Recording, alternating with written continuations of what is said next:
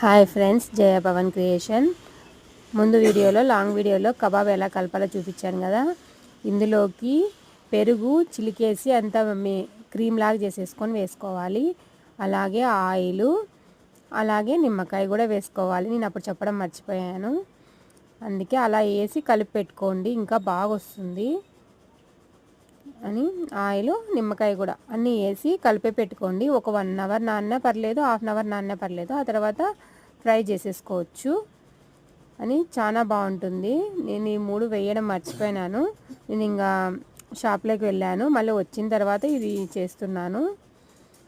కింద వెళ్ళిన తర్వాత నాకు గుర్తొచ్చింది. ఓకే ఫ్రెండ్స్, చాలా బాగుంటుంది కబాబ్ మటుకు. లాంగ్ వీడియో చూసి కరెక్ట్గా నేను వేసిన లాగానే వేసి కలిపి ట్రై చేయండి.